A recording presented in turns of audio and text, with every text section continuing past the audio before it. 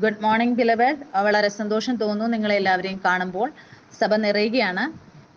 ഞങ്ങളെ ഓൺലൈനിൽ കാണുന്നവർക്ക് നിങ്ങൾക്ക് ഫേസ്ബുക്കിൽ ഞങ്ങളെ നോക്കാവുന്നതാണ്. നമ്മുടെ handle @beloved sons of God എന്നാണ്. ബോംബെയിലുള്ളവർക്ക് നമ്മളോട് കൂടെ കൂടാൻ ആഗ്രഹിക്കുന്നുവെങ്കിൽ നിങ്ങൾക്ക് ഞങ്ങളെ മെസ്സേജ് അയക്കാവുന്നതാണ്. നിങ്ങൾക്ക് ഞങ്ങളുടെ അഡ്രസ്സ് ഞങ്ങൾ തരുന്നതാണ്, നമ്മുടെ സഭയുടെ അഡ്രസ്സ്. അപ്പോൾ നിങ്ങളിൽ എത്ര പേർ ധനികരാകാൻ ആഗ്രഹിക്കുന്നു? ഈ മുഴുവൻ മാസവും നമ്മൾ വിശേഷകരമായ ഒരു കാര്യം പഠിക്കും. ആ വിഷയം എന്ന് പറയുന്നത് സമൃദ്ധിയെക്കുറിച്ചാണ്. പക്ഷെ അതിനു മുമ്പ് ഒരു നല്ല അടിസ്ഥാനം ഇടേണ്ടത് വളരെ ആവശ്യമാണ്. ആ അടിസ്ഥാനത്തിന് ശേഷം മുന്നോട്ട് നമ്മൾ അധികം ഈ കാര്യങ്ങളെക്കുറിച്ച് പഠിക്കുന്നതാണ്. ഇന്ന് നമ്മൾ അധികം വചനങ്ങളിൽ നിന്ന് പഠിക്കുന്നു, അതിനനുസരിച്ച് നിങ്ങൾക്ക് കാണാൻ സാധിക്കും ദുഷ്ടനിലൂടെ നിങ്ങളുടെ ഹൃദയങ്ങളിൽ വിതച്ചിരിക്കുന്ന വിത്തുകൾ, അതിൻ്റെ വിത്തുകളെ എടുത്ത് നമ്മൾ പുറത്തു കളയും. പിന്നെ പിതാവ് നിങ്ങളെ കൊണ്ടുപോകാൻ ആഗ്രഹിക്കുന്ന സ്ഥാനത്തേക്ക് നിങ്ങളെ കൊണ്ടുപോകും. നമ്മൾ എത്രയധികം ഈ വിഷയത്തെക്കുറിച്ച് പഠിക്കുന്നു നിങ്ങൾക്ക് കാണാൻ സാധിക്കും. അതൊരു പരിപൂർണ പുത്രന്റെ വിഷയത്തിലുള്ളതാണ് ഈ കാര്യങ്ങളെല്ലാം. പുതിയതായിട്ടുള്ള ആളുകൾ ചിലപ്പോൾ ചിന്തിക്കും ഇവർ ധനത്തെക്കുറിച്ചാണല്ലോ സംസാരിക്കുന്നത് എന്ന്. പക്ഷെ ഒരു പുത്രന്റെ രൂപത്തിൽ നിങ്ങൾ നമ്മുടെ പിതാവിന്റെ രാജ്യത്തിൽ പ്രവേശിക്കുമ്പോൾ നിങ്ങൾക്ക് മനസ്സിലാക്കുവാൻ സാധിക്കും നമ്മുടെ പിതാവ് ഒരു സമൃദ്ധിയോട് കൂടെയുള്ളതാണ്.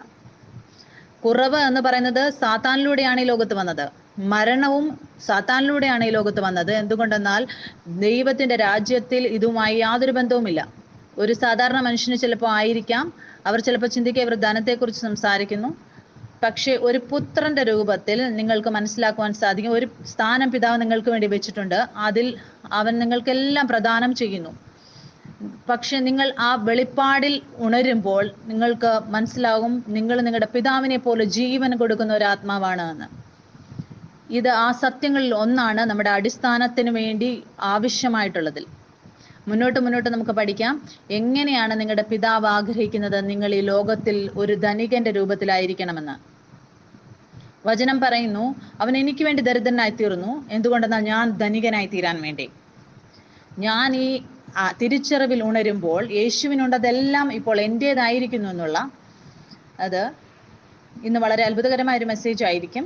ഞാൻ ആഗ്രഹിക്കുന്ന ഈ വീഡിയോയുടെ താഴെ ഒരു ലിങ്ക് നിങ്ങൾക്ക് ലഭിക്കും. അതിലൊരു PDF ഫയൽ ഉണ്ടാവും. ആ PDF ഫയൽ ഡൗൺലോഡ് ചെയ്ത് അതിലുള്ള വചനങ്ങളെല്ലാം നമ്മൾ വായിക്കുന്നതാണ്.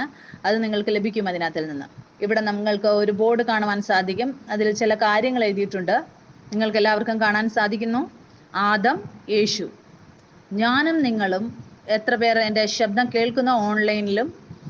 ഞാനും നിങ്ങളും ഇപ്പോൾ ആദമിന്റെ വംശത്തിൽ നിന്നുള്ളവരല്ല. നമ്മുടെ വംശാവലി എന്ന് പറയുന്നത് അത് ആദമിൽ നിന്ന് മാറി ഇപ്പോൾ യേശുവിനോട് കൂടെ ആയിരിക്കുകയാണ്. ഇപ്പോൾ നമ്മൾ ഈ ലോകത്തിൻ്റെതല്ല, നമ്മൾ സ്വർഗത്തിൽ നിന്ന് ജനിച്ചവരാണ്. നന്മതിന്മകളെ കുറിച്ചുള്ള ഈ ലോകത്തിന്റെ വൃക്ഷത്തിന്റെ ഫലത്തിലൂടെ ഈ ലോകം മുഴുവൻ ജീവിക്കുന്നു. അവർ കർമ്മത്തിന്റെ ഒരു ചക്രത്തിൽ അകപ്പെട്ടിരിക്കുന്നു. ഞാനും നിങ്ങളും ആ ചക്രത്തിൽ നിന്ന് വെളിയിൽ വന്നിരിക്കുകയാണ്. ഞാനും നിങ്ങളും ഇപ്പോൾ ആ ജീവന്റെ വൃക്ഷത്തിന്റെ ഫലത്തിൽ നമ്മൾ ഭാഗവാക്കുകളായിരിക്കുകയാണ്. ആ നന്മതിന്മകളെ കുറിച്ചുള്ള വൃക്ഷത്തിലൂടെ മരണം ഈ ലോകത്തിൽ വന്നു. നമ്മുടെ മനസ്സിലാണ്, ഹൃദയത്തിലാണ് അത് വന്നത്. നിങ്ങൾ എത്രയധികം വചനം കേൾക്കുന്നോ നിങ്ങൾ അപ്പോൾ അനുമതി കൊടുക്കുകയാണ് പിതാവിന് നിങ്ങളുടെ പ്രാണനിൽ ഒരു പുതുക്കം ഉണ്ടാകുവാൻ വേണ്ടി, നിങ്ങളെ പുതുതാക്കുവാൻ വേണ്ടി. അതുകൊണ്ട് വചനത്തിൽ എഴുതിയിരിക്കുന്നു നിങ്ങൾ എന്നിൽ വസിക്കുന്നു എങ്കിൽ, എൻ്റെ വചനം നിങ്ങളിൽ വസിക്കുന്നുവെങ്കിൽ പിന്നെ നിങ്ങൾ എൻ്റെ നാമത്തിൽ ചോദിച്ചാലും അത് നിങ്ങൾക്ക് ലഭിക്കുമെന്ന്. അതുപോലെ തന്നെ പുനരുത്ഥാന ജീവനും ഇപ്പോൾ നിങ്ങളുടെ ഉള്ളിൽ നിന്ന് ഒഴുകുകയാണ്. നിങ്ങൾ ഇതിനോട് ഭാഗവാക്കാകുമ്പോൾ നിങ്ങളുടെ തിരിച്ചറിവിനെ കുറിച്ച് നിങ്ങൾ ആരാണെന്നുള്ളതിൽ. പുതിയ നിയമത്തിൽ അപ്പോസ്തല പ്രവൃത്തിക്ക് ശേഷം പൗലോസ് ആളുകളോട് ഒരു കാര്യം മാത്രം ഓർമ്മപ്പെടുത്തി, നിങ്ങൾ ഓർമ്മ വയ്ക്കുക നിങ്ങൾ ഏത് മേഖലയിലാണ് എന്നുള്ളത്. നിങ്ങൾ ആ നുണയിൽ വിശ്വസിക്കാതിരിക്കുക സാത്താൻ നിങ്ങളെക്കുറിച്ച് കൊണ്ടുവരുന്നത്. എന്തുകൊണ്ടെന്നാൽ അത് നിങ്ങളുടെ ജീവിതത്തിൽ ഒരു തടസ്സമാണ്. നിങ്ങൾ എത്രയധികം അതിൽ വിശ്വസിക്കുന്നു, ഞാൻ നിങ്ങൾക്ക് വേണ്ടി എനിക്കൊന്നും ചെയ്യാൻ സാധിക്കുകയില്ല. നമുക്ക് വായിക്കാം സങ്കീർത്തനം 23. യഹോവ എൻ്റെ ഇടയനാകുന്നു, എനിക്ക് മുട്ടുണ്ടാകയില്ല. എൻ്റെ പിതാവായ ദൈവം ഇപ്പോൾ എൻ്റെ ഇടയനാണ്, എനിക്ക് മുട്ടുണ്ടാകയില്ല.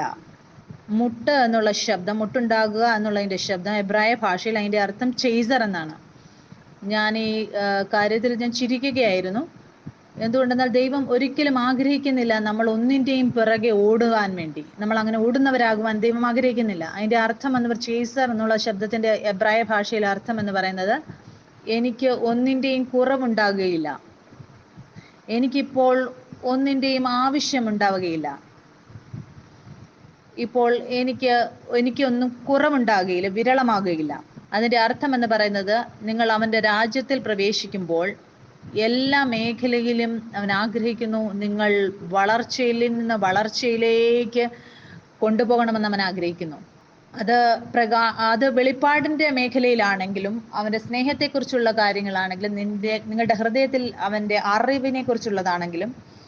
അതുകൊണ്ട് എപ്പോഴും നിങ്ങൾ വചനം കേൾക്കുമ്പോൾ ദൈവം നിങ്ങളോട് അപേക്ഷിക്കുകയാണ്, നിങ്ങൾ ആ വചനത്തിൽ സഞ്ചരിക്കുക, നിങ്ങൾ ആ രീതിയിൽ സഞ്ചരിക്കുക.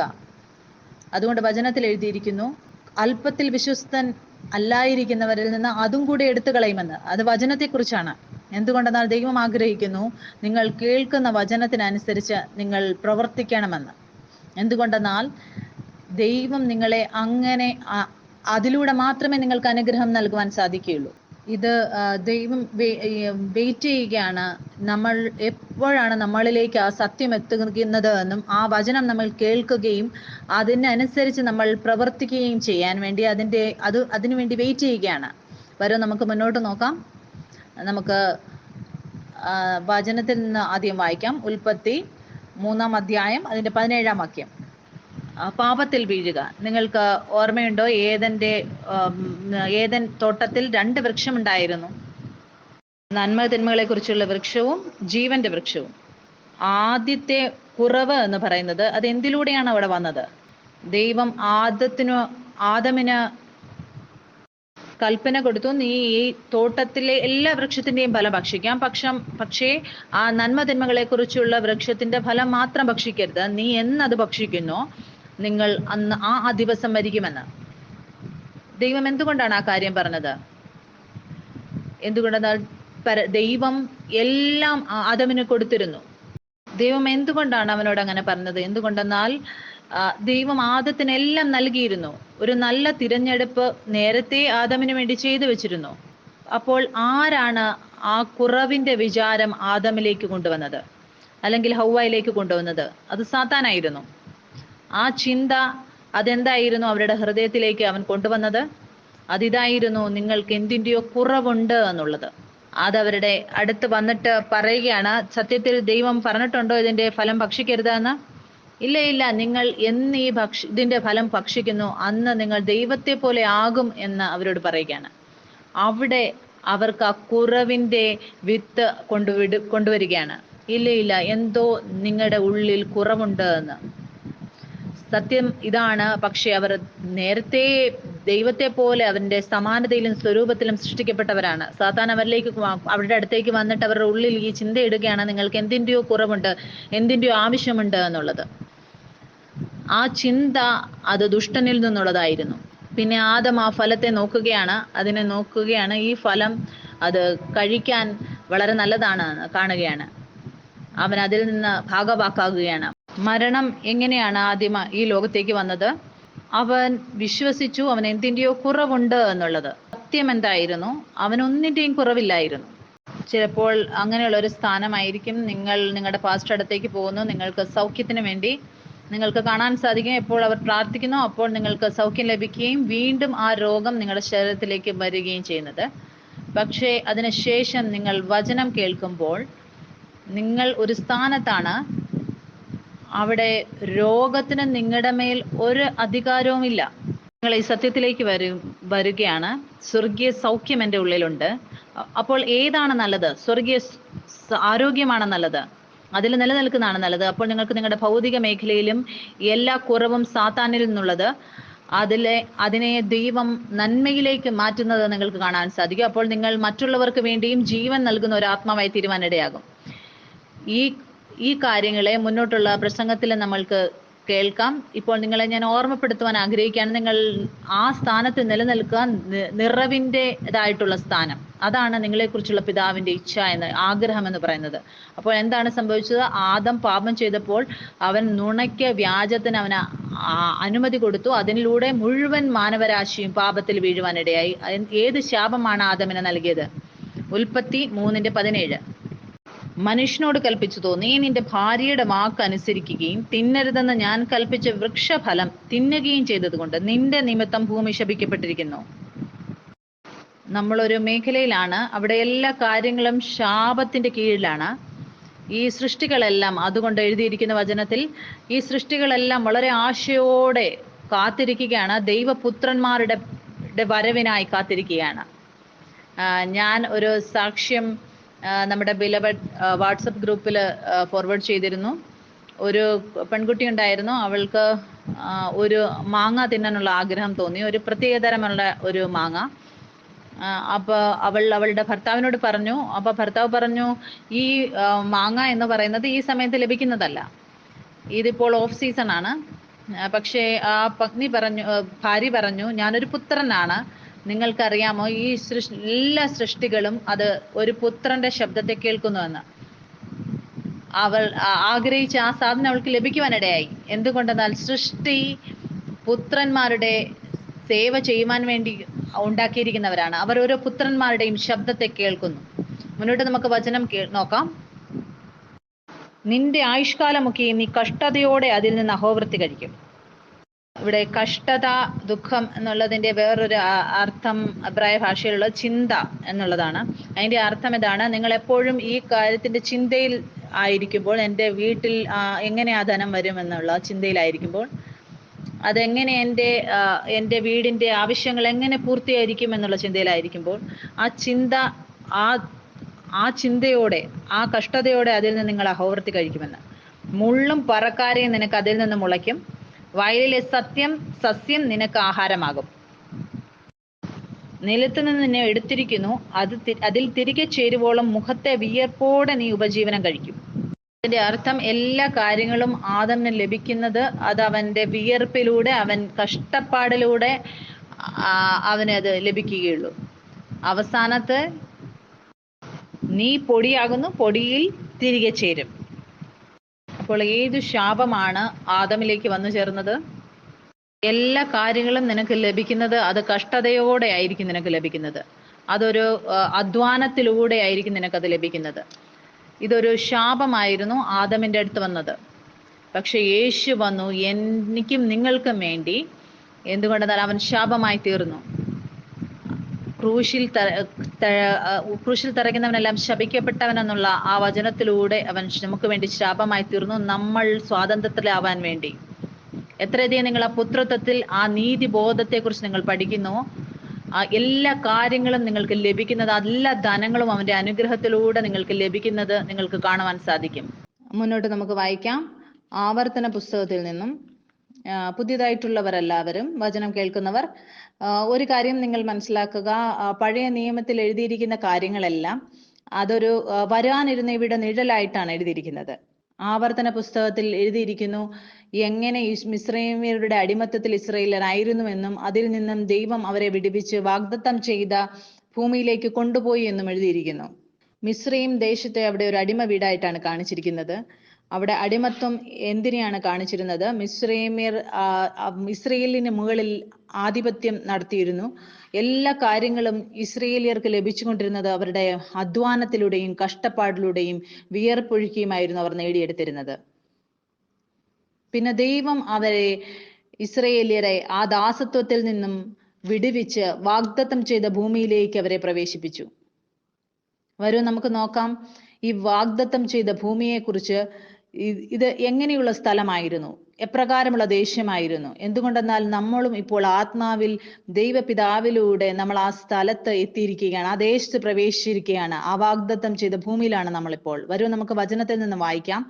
ആവർത്തന പുസ്തകം 6-ാം അധ്യായം 10-ാം വാക്യം. നിന്റെ ദൈവമായ യഹോവ നിനക്ക് തരുമെന്ന് അബ്രഹാം, ഇസ്ഹാക്ക്, യാക്കോബ് എന്ന നിന്റെ പിതാക്കന്മാരോട് സത്യം ചെയ്ത ദേശത്തേക്ക് നിന്നെ കൊണ്ടുചെന്ന് നീ പണിയാത്ത വലുതും നല്ലതുമായ പട്ടണങ്ങളും, നീ നിറയ്ക്കാതെ സകല സമ്പത്തും നിറഞ്ഞിരിക്കുന്ന വീടുകളും, നീ കുഴിക്കാത്ത കിണറുകളും, നീ നട്ടുണ്ടാക്കാത്ത മുന്തിരിത്തോട്ടങ്ങളും ഒലിവ് തോട്ടങ്ങളും നിനക്ക് തരികയും നീ തിന്ന് തൃപ്തി പ്രാപിക്കുകയും ചെയ്യുമ്പോൾ നിന്നെ അടിമ വീടായ മിസ്രയീം ദേശത്ത് നിന്ന് കൊണ്ടുവന്ന യഹോവയെ മറക്കാതിരിപ്പാൻ സൂക്ഷിച്ചു കൊള്ളുക. യേശു ക്രിസ്തു ക്രൂശിൽ കയറി ആ എല്ലാ കാര്യങ്ങളും എനിക്കും നിങ്ങൾക്കും വേണ്ടിയിരുന്നതെല്ലാം അവൻ ചെയ്തു. ആ കാര്യങ്ങൾ ചെയ്യേണ്ടിരുന്നത് നിങ്ങളുടെ ഭവനങ്ങളിലുണ്ടായിരുന്നു. മുന്നോട്ട് നമുക്ക് നോക്കാം. അതിന്റെ 8-ാം അധ്യായം അതിന്റെ 7-ാം വാക്യം. നിന്റെ ദൈവമായ യഹോവ നല്ലൊരു ദേശത്തേക്കല്ലോ നിന്നെ കൊണ്ടുപോകുന്നത്. അത് താഴ്വരയിൽ നിന്നും മലയിൽ നിന്നും പുറപ്പെടുന്ന നീരൊഴുക്കുകളും ഉറവുകളും തടാകങ്ങളുമുള്ള ദേശം, കോതമ്പും യവവും മുന്തിരിവള്ളിയും അത്തിവൃക്ഷവും മാതളനാരകവുമുള്ള ദേശം, ഒലിവ് വൃക്ഷവും തേനുമുള്ള ദേശം, സുഭിക്ഷമായി ഉപജീവനം കഴിക്കുന്നതും ഒന്നിനും കുറവില്ലാത്തതുമായ ദേശം. ഇവിടെ വചനം പറയുകയാണ്, ഇനി ഇപ്പോൾ ആ ദേശത്ത് അവർക്ക് ഒന്നിൻ്റെയും കുറവുണ്ടാകുകയില്ല എന്ന്. മുന്നോട്ട് എഴുതിയിരിക്കുകയാണ്, അവിടുത്തെ കല്ല് ഇരുമ്പായിരിക്കുന്നതും മലകളിൽ നിന്ന് താമ്രം വെട്ടിയെടുക്കുന്നതുമായ ദേശം. അതിന്റെ അർത്ഥം ഇതാണ്, ധനം. നീ ഭക്ഷിച്ച് തൃപ്തി പ്രാപിക്കുമ്പോൾ നിന്റെ ദൈവമായ യഹോവ നിനക്ക് തന്നിരിക്കുന്ന നല്ല ദേശത്തെക്കുറിച്ച് നീ അവന് സ്തോത്രം ചെയ്യണം. ഒരു പ്രത്യേക, അവിടെ ഒരു കുറവുകളും ഇല്ലാത്തൊരു ദേശം, അങ്ങനെയുള്ള സ്ഥലം, അവിടെ യാതൊരു ഒന്നിന്റെയും ബുദ്ധിമുട്ട് നിങ്ങൾ അനുഭവിക്കാത്ത ദേശം. മുന്നോട്ട് നമുക്ക് നോക്കാം. യോഹന്നാൻ 10-ാം അധ്യായം അതിന്റെ 10-ാം വാക്യം. ആരിലൂടെയാണ് വ്യാജം ഈ ഭൂമിയിലേക്ക് വന്നത്? അത് സാത്താനിലൂടെയാണ് ഈ ഭൂമിയിലേക്ക് വന്നത്. പിന്നെ യേശു വരികയാണ്. യോഹന്നാൻ 10-ാം അധ്യായം 10-ാം വാക്യം. മോഷ്ടിപ്പാനും അറുപ്പാനും മുടിപ്പാനും അല്ലാതെ കള്ളൻ വരുന്നില്ല. സാത്താൻ മോഷ്ടിപ്പാനും അറുക്കാനും മുടിപ്പാനും അല്ലാതെ കള്ളൻ വരുന്നില്ല. അവർക്ക് ജീവൻ ഉണ്ടാകുവാനും സമൃദ്ധിയായിട്ടുണ്ടാകുവാനും അത്രേ ഞാൻ വന്നിരിക്കുന്നത്. സമൃദ്ധി എന്നുള്ള വാക്കിന്റെ ഗ്രീക്ക് ഭാഷയിലുള്ള അർത്ഥം എന്ന് പറയുന്നത് പെരിസോസ് എന്നാണ്. അതിന്റെ അർത്ഥം എന്ന് പറയുന്നത് അധികം, അധികം, അമിതമായ, സമൃദ്ധിയായ, അത്യധികം തീവ്രമായ, ലാഭമുള്ളത്, നമ്മൾ നിങ്ങൾ പ്രതീക്ഷിക്കുന്നതിലും അത്യധികമായി ചിന്തിക്കുന്നതിലും മീതെ. അതിന്റെ അർത്ഥം ഇതാണ്, ഞാൻ എന്തെങ്കിലുമിനെ കുറിച്ച് ചിന്തിക്കുകയും അപേക്ഷിക്കുകയും ചെയ്യുമ്പോൾ ഞാൻ ചിന്തിക്കുന്നതിലും നനയ്ക്കുന്നതിലും അധികമായി എനിക്ക് ദൈവം തരുന്നു എന്ന് പറയുന്നു. നിങ്ങൾക്ക് കാണാൻ സാധിക്കും, ഇത് ദൈവത്തിൽ നിന്നുള്ളതാണ്. എന്തുകൊണ്ടെന്നാൽ ഞാൻ ഇതിന് യോഗ്യൻ അല്ലായിരുന്നു. ഞാൻ ഒരിക്കലും അങ്ങനെ ആകാൻ എനിക്ക് സാധിക്കുകയില്ലായിരുന്നു. ആവശ്യത്തിലും അധികത്തിന്റെ അർത്ഥം എന്താണ്? നിങ്ങൾക്കറിയാം, നിങ്ങൾ ഒരു ക്രെഡിറ്റ് കാർഡ് യൂസ് ചെയ്യുമ്പോൾ അതിനൊരു ലിമിറ്റ് ഉണ്ടാവും ബാങ്കിലൂടെ നിങ്ങൾക്ക് തരുന്നത്. നിങ്ങൾ ചിന്തിച്ചു നോക്കുക, ബാങ്കിൽ നിന്നും 50,000 ആണ് എങ്കിൽ അടുത്ത ദിവസം നിങ്ങൾ എഴുന്നേൽക്കുമ്പോൾ അതിൽ പിന്നെയും ഒരു 0 കൂടെ ആയിരിക്കുന്നത് നിങ്ങൾ ചിന്തിച്ചു നോക്കുക. അപ്പോൾ നിങ്ങൾക്ക് മനസ്സിലാക്കുക, നിങ്ങളുടെ ആവശ്യത്തിലും അധികമായിട്ട് എനിക്ക് തന്നിരിക്കുന്നു. എൻ്റെ ആവശ്യങ്ങൾക്ക് മുകളിൽ എനിക്ക് വേണ്ടി ദൈവം അവിടെ കരുതിയിരിക്കുകയാണ്. സ്വർഗീയ പിതാവ് അതെനിക്ക് വേണ്ടി കരുതിയിരിക്കുകയാണ്. ശ്രേഷ്ഠവും അസാധാരണവും അസാമാന്യവുമായിട്ടുള്ള കാര്യം. നിങ്ങൾക്കറിയാമോ, വിശുദ്ധരായിട്ടുള്ള ആളുകൾ, വിശുദ്ധർ എന്നുള്ളതിന്റെ അർത്ഥം അവരെ വേർപെടുത്തിയിരിക്കുന്നവർ എന്നാണ്. അതേ തിരിച്ചറിവാണ് ഇപ്പോൾ എന്റെയും നിങ്ങളുടെയും. ഇപ്പോൾ നമ്മൾ സാധാരണ മനുഷ്യരല്ല, നമ്മൾ അസാധാരണ മനുഷ്യരാണ്. ഇപ്പോൾ നമ്മുടെ എല്ലാ കാര്യങ്ങളിലും അസാധാരണത്വമുണ്ട്. നിങ്ങൾ ആ അനുഭവത്തിലൂടെ നിങ്ങൾ നിങ്ങളുടെ തിരിച്ചറിവിനെ ഉണ്ടാക്കുകയായിരിക്കാം. പക്ഷെ ദൈവപിതാവ് നിങ്ങളെ ഓർമ്മപ്പെടുത്തുകയാണ്, നിങ്ങൾ നിങ്ങളുടെ തിരിച്ചറിവ് വചനത്തിലൂടെ മാത്രമായിരിക്കുക എന്ന് പറയുകയാണ്. എന്തുകൊണ്ടെന്നാൽ വചനം പറയുന്നു, പുത്രന് ഒന്നിന്റെയും കുറവുണ്ടാകുകയില്ല എന്ന്. ഈ സത്യത്തിൽ നിങ്ങൾ ആദ്യം വിശ്വസിക്കുക. ദൈവപിതാവ് അത് പറഞ്ഞത് കൊണ്ട് മാത്രം, നിങ്ങളുടെ അനുഭവം അതിന് വിപരീതമാണെങ്കിൽ പോലും, അതുകൊണ്ട് ഞാൻ ആ സാക്ഷ്യത്തിൽ മാത്രം വിശ്വസിക്കുന്നു. എൻ്റെ പിതാവ് എന്നെ കുറിച്ച് പറഞ്ഞിരിക്കുന്നത്, നിങ്ങൾ വചനത്തിൽ മാത്രം നിങ്ങളുടെ ജീവിതത്തെ അധിഷ്ഠിതമാക്കുമ്പോൾ, പിതാവ് പറഞ്ഞതുകൊണ്ട്, അപ്പോൾ മുഴുവൻ രാജ്യവും ആ സത്യത്തിന് വേണ്ടി സാക്ഷ്യം പറവാനിടയാകും. മുഴുവൻ രാജ്യവും മുഴുവൻ രാജ്യവും ആ സൃഷ്ടികളും ആ സ്ത്രീക്ക് വേണ്ടി ആ മാങ്ങ കൊണ്ടുവരുവാനിടയായി. അതെന്തുകൊണ്ടെന്നാൽ അവരുടെ തിരിച്ചറിവിൽ അവർ ഉണർത്തപ്പെട്ടവരായിരുന്നു, അവർ ആരാണെന്നുള്ള ബോധ്യത്തിൽ. മുന്നോട്ട് നമുക്ക് നോക്കാം. മത്തായി എഴുതിയ സുവിശേഷം 14-ാം അധ്യായം. യേശു ഒരിക്കലും കുറവുകളെ സ്വീകരിച്ചില്ല. അതുകൊണ്ട് നമുക്കും അത് സ്വീകരിക്കേണ്ട ആവശ്യമില്ല.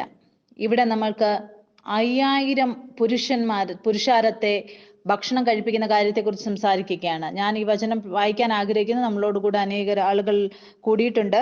നിങ്ങൾക്ക് ഈ വചനം കേൾക്കാം. അത് കേട്ടിട്ട് യേശു അവിടം വിട്ട് പടകിൽ കയറി നിർജ്ജനമായൊരു സ്ഥലത്തേക്ക് വേറിട്ട് വാങ്ങിപ്പോയി. പുരുഷാരം അത് കേട്ടിട്ട് പട്ടണങ്ങളിൽ നിന്ന് കാൽനടയായി അവന്റെ പിന്നാലെ ചെന്നു. അവൻ വന്ന് വലിയ പുരുഷാരത്തെ കണ്ട് അവരിൽ മനസ്സലിഞ്ഞ് അവരുടെ രോഗികളെ സൗഖ്യമാക്കി.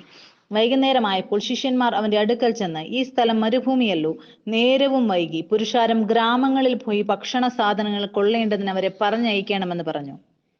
കാണാൻ സാധിക്കും, യേശു ഒരു നിർജ്ജന പ്രദേശത്ത് ഇരിക്കുകയാണ്. അവിടെ ഒറ്റയ്ക്ക് കടന്നുപോയി. അവിടെ എഴുതിയിരിക്കുകയാണ്, വലിയൊരു പുരുഷാരം അവരെ കണ്ടു. അവൻ കണ്ട് അവരിൽ മനസ്സലിഞ്ഞു.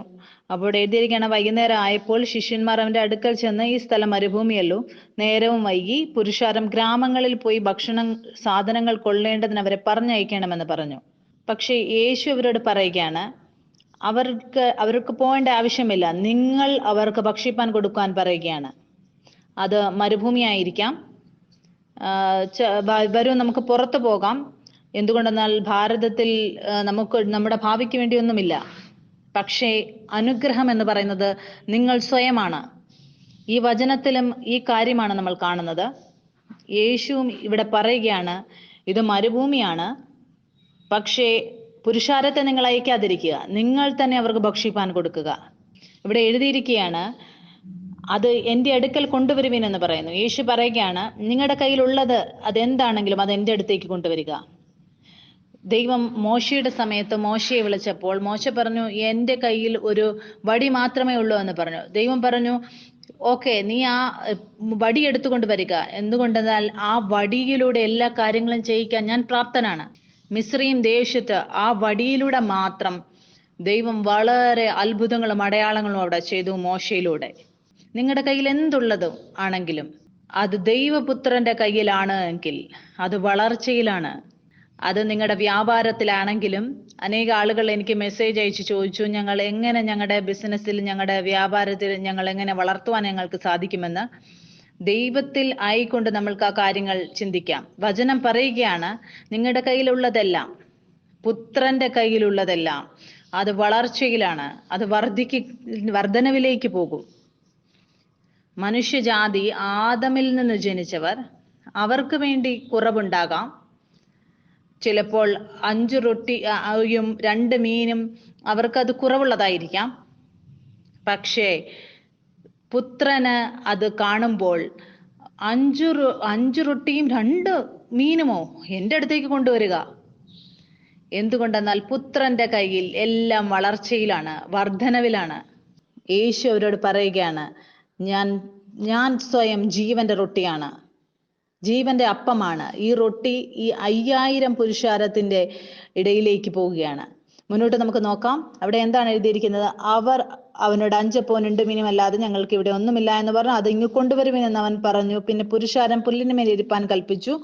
ആ 5 അപ്പവും 2 മീനും എടുത്ത് സ്വർഗത്തേക്ക് നോക്കി വാഴ്ത്തി അപ്പം നുറുക്കി ശിഷ്യന്മാരുടെ പക്കലും ശിഷ്യന്മാർ പുരുഷാരത്തിനും കൊടുത്തു. എല്ലാവരും തിന്ന് തൃപ്തരായി. ശേഷിച്ച കഷണം 12 കുട്ട നിറച്ചെടുത്തു. ഇതിന്റെ അർത്ഥം ഒരു നിറവിനെ അവരവിടെ കാണുവാനിടയായി തീർന്നു. തിന്നവരോ സ്ത്രീകളും പൈതങ്ങളെയും കൂടാതെ ഏകദേശം 5000 പുരുഷന്മാരായിരുന്നു. എല്ലാം പുത്രന്റെ കയ്യിലുള്ളത് അത് വളർച്ചയിൽ, വർധനവിലാണ്. ഞാൻ ആഗ്രഹിക്കുന്നു നിങ്ങൾ ഈ സത്യത്തിൽ വിശ്വസിക്കുക. ചിലപ്പോൾ നിങ്ങൾ നിങ്ങളുടെ ജീവിതത്തിന്റെ അനുഭവങ്ങളെ ആയിരിക്കും നോക്കുന്നത്. ഞാൻ എന്തെങ്കിലും കാര്യമെടുത്തു, അത് വർധനവിൽ വന്നില്ല എന്ന്. അപ്പോൾ നിങ്ങൾ ഈ കാര്യത്തിൽ വിശ്വസിക്കണം, എനിക്ക് ഒന്നിന്റെയും കുറവും ഉണ്ടാകുകയില്ല. എന്തുകൊണ്ടെന്നാൽ ദൈവം പിതാവ് അത് പറഞ്ഞതുകൊണ്ട് മാത്രം. നിങ്ങൾ ഈ സത്യത്തിൽ വിശ്വസിക്കുമ്പോൾ നിങ്ങളുടെ അനുഭവം വിപരീതമാണെങ്കിലും നിങ്ങൾക്കറിയാമോ, മുഴുവൻ രാജ്യവും എല്ലാ സൃഷ്ടികളും ഈ അറിവിലേക്ക് വരികയാണ്, ഇത് പുത്രനാണ് എന്നുള്ളതും ഈ സത്യത്തെ അവൻ വിടുകയില്ല എന്നുള്ളതും. അപ്പോൾ നിങ്ങൾക്ക് കാണാൻ സാധിക്കും, നിങ്ങൾ ഈ സത്യത്തിൽ നിലനിൽക്കുന്നതിലൂടെ നിങ്ങൾ വിശുദ്ധരായി തീരുകയാണ്. നിങ്ങൾ എല്ലാവരിൽ നിന്നും വ്യത്യസ്തരാകുകയാണ്. നിങ്ങൾ അസാധാരണരാകുകയാണ്. അപ്പോൾ എല്ലാ അനുഭവങ്ങളും അത് ആ പുത്രന്റെ മുമ്പിൽ സമർപ്പിക്കപ്പെടുവാനിടയാകും. നിങ്ങൾ എപ്പോഴും വചനത്തെ ഗ്രഹിക്കുമ്പോൾ നിങ്ങൾക്ക് വേണ്ടി നിങ്ങൾ വചനത്തെ ഗ്രഹിക്കുമ്പോഴെല്ലാം അത് നിങ്ങൾക്ക് വേണ്ടി പരിശോധിക്കപ്പെടും. ആ സത്യത്തെ നിങ്ങളുടെ ഹൃദയത്തിൽ നിന്ന് പുറത്തു കൊണ്ടുവരാൻ അത് ഓർമ്മപ്പെടുത്തും. വചനം ഓർമ്മപ്പെടുത്തും. ആ സമയം ആ സത്യത്തെ എടുത്തുകൊണ്ട് ആ സത്യത്തിൽ നിലനിന്നുകൊണ്ട് ആ സ്ഥാനത്തായിരിക്കാൻ പറയും. യേശുവിനോട് കൂടെ ആകാശവാണി ഉണ്ടായപ്പോൾ മുന്നോട്ട് നമുക്ക് നോക്കാം. മത്തായി 15-ാം അധ്യായം. അനേകം രോഗികളെ സൗഖ്യമാക്കുന്നു. നമുക്ക് വീണ്ടും ഈ വാക്യം ഇവിടെ കാണുകയാണ്. അനേകം രോഗികളെ യേശു സൗഖ്യമാക്കുന്നു. അതിനുശേഷം അവൻ ശിഷ്യന്മാരോട് പറയുകയാണ്, നിങ്ങൾ ഈ പുരുഷാരത്തിന് ഭക്ഷണം കൊടുക്കാൻ. അപ്പൊ വീണ്ടും ശിഷ്യന്മാർ യേശുവിനോട് പറയുകയാണ്, നമ്മൾ ഈ മരുഭൂമിയിൽ എവിടുന്ന് ഇത്ര അധികം റൊട്ടി കിട്ടും? നമ്മൾ ഇത്ര വലിയൊരു പുരുഷാരത്തെ എങ്ങനെ തൃപ്തിപ്പെടുത്തും? അപ്പോൾ യേശു അവരോട് ചോദിക്കുകയാണ്, നിങ്ങളുടെ കയ്യിൽ എത്ര റൊട്ടിയുണ്ട്? അപ്പൊ അവർ പറയുകയാണ്, 7 കുറച്ച് കൊച്ചു മീനുകളുമുണ്ട് എന്ന്. അപ്പോൾ അവൻ പറഞ്ഞു, അവരെ പന്തിയായി ഇരുത്താൻ പറയുന്നു. അവൻ ആ ഭക്ഷണം എടുത്ത് വാഴ്ത്തി നുറുക്കി ശിഷ്യന്മാർക്ക് കൊടുത്തു. ശിഷ്യന്മാർ ആളുകൾക്ക് കൊടുത്തു. ഇത് 2ാമത്തെ അത്ഭുതമായിരുന്നു യേശു ഇതേ രീതിയിൽ ചെയ്തത്. നിങ്ങൾക്ക് തോന്നുന്നുണ്ടോ ശിഷ്യന്മാർ ഈ കാര്യം മനസ്സിലാക്കിയിരുന്നുവെന്ന്? അവർക്ക് മനസ്സിലായില്ല. എന്തുകൊണ്ടെന്നാൽ ആ കുറവിന്റെ ഹൃദയം അത് അവരുടെ ഉള്ളിൽ പ്രവർത്തിച്ചു കൊണ്ടിരുന്നു. നമ്മുടെ കയ്യിലില്ല.